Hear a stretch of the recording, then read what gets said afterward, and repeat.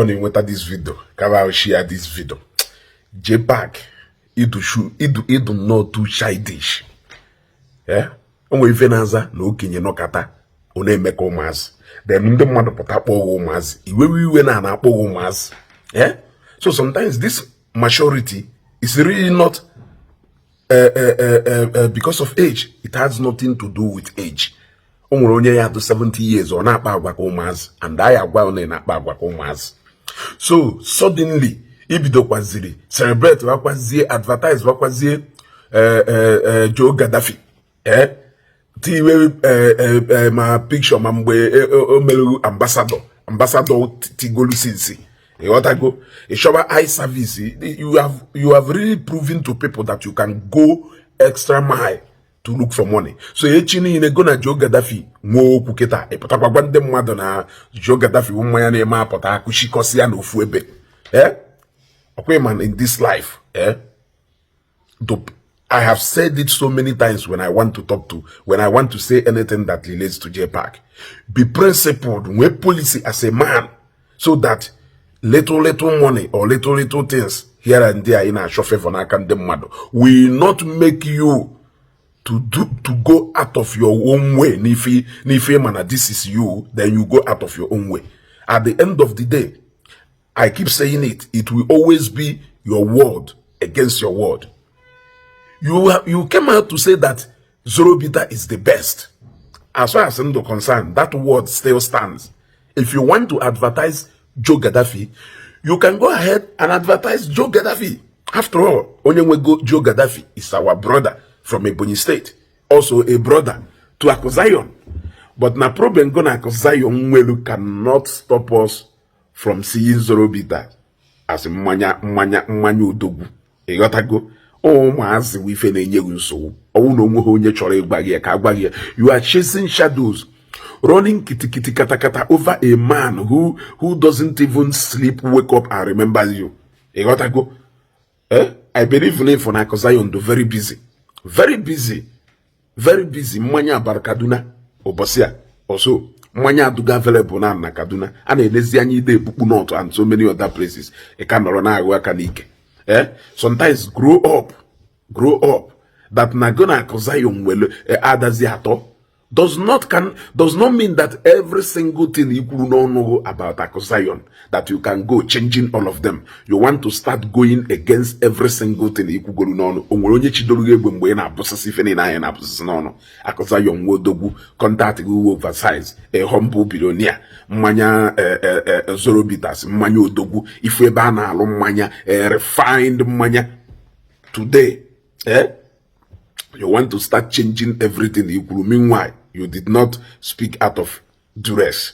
You said all those things out of your own free will.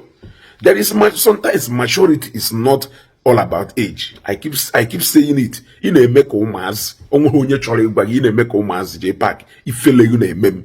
E bulo nye na mmadu supposedly they make ife. So some people can akpo battle very close to them. I pity them. Because no possible onye ayi enwekwa okwu iwolukwa every single thing ikwugolu we kwugariba kwa ya. If oburu na nwere ike ịkọtọ Zorobita say ipost kata na page gu nyaka je na aba je solum bugari ya ni mafia oburu na nwere ike ịkọta then what makes people think that you cannot wake up tomorrow and start cuddling Joe Gaddafi? Iga aputakwa echi niile kọtọkwa Joe Gaddafi. So you have proven that you cannot be trusted as a brand ambassador. That nagona akumwelu problem does not translate to that product. Na people neriganya as one of the image of that product. That does not mean that you need to change your word. Obolo, let's say na etu esiwe me Zazu ambassador of Odogwu Peters.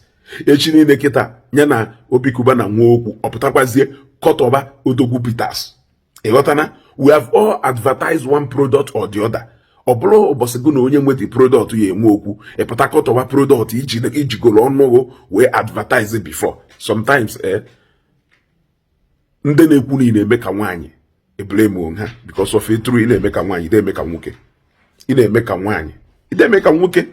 So you practically started advertising Joe Gaddafi all of a sudden just to prove what point? Afro mobasi na-ekwu na ọ bụrụ ndị na-eme apụta ebuputa ka buta akụkọsịa jee kụkọsịa nke obuputa ka ndị mmadụ nwụọ. So na ịmacha na mmanya ahụ wa akụkọsịa ka iwe na advertise biko jee nugolu zoro bitas nwụọ na jee bitas mmanya na-egbu ọgụgọ zoro bitas mmanya aṅụgo m mmanya wee fụ na mmanya wọk ibe bitter drink niile ụmụnne anyị lụrụ malụ mma bitter drink ụmụnne anyị niile ṅụrụ lụrụ nwa gbadoro mma but ife anyị na-agwakwa gị na zoro bitters malụ mma na ụdị nke ye ọ mara mma pụrụ iche mmanya ndị odogwu ka ọwụ ịghọtago so go and buy zoro bitters today, drink zoro bitters ka iwe mmadụ kene na ife a na-ekwu na ọbakwunu. Jpac grow up agwago m unu na sometimes ọ bụrụ na nwa m ebuka m ibu na nwa m amaka ife ị na-eme ka ụmụazị ifeleghi na-eme ma ọ na-eme na-akpa agwa nnọọ na Facebook ifeleghi a na-eme m. You are beginning to act na ife kwuru maka uwe eziokwu that you actually requested money ajụ na ya enyeghị. Yes, more like somebody who want to take somebody on a ransom, in a demand a ransom. Now, ajuna you have proven it. Your character and your behavior with this past few weeks has proven that never had maka uwezoku. But if truly never had maka uwezoku, why will you come after everything? You have come to Facebook now to tell us that na audio billionaire. Meanwhile, you so nande puru na billionaire. Onye force ro akogwa announce as a billionaire. Egotago ebiago keta akọtọba ma process eji alụ zoro bitters imechi kwuo na ịkpọ akwụkwọ mmadụ afa. You are in a behave ka onye do frustrated and they know your conscience ife na-eprick gị na-akpagharị.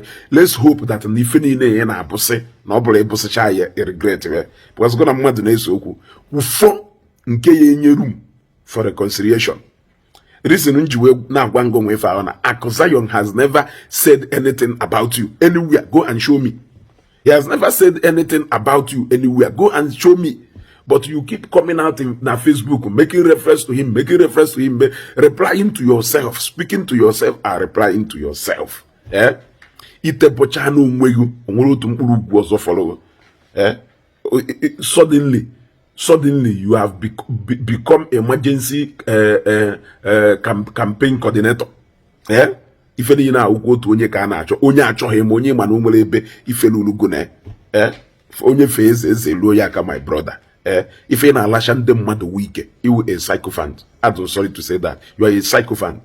Bagari debezieru ndị ọgaranya mkpu ka ịchọzi ife ya alụ. Go and do something to better your life so that you can also stand out as a man. Ka ọ ya wee na-eme ife tomorrow ndị mmadụ ama na ife ị na-eme out of your own free will, that ị na-eme this thing out of your own decision, that ị dịrọ manipulated.